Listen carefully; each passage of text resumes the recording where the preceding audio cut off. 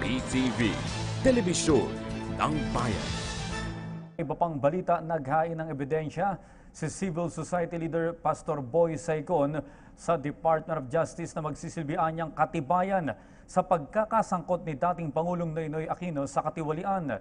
Ayon kay Saicon, aabot sa 90 million pesos ang natanggap ni Aquino mula sa sinasabing mastermind ng pork barrel o Priority Development Assistance Fund scam na si Janet Lim Napoles. Wala namang masama sa pagtanggap ng mga campaign contributions.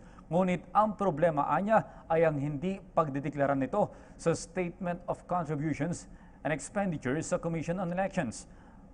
Pagkatapos ng halalan tulad ng ginawa ni Aquino, binanggit rin ni Saicon na nasa 11 mga mambabatas ang tumanggap ng campaign contributions kay Napoles base sa kanilang mga dokumentong nakalap mula 2010 hanggang 2016.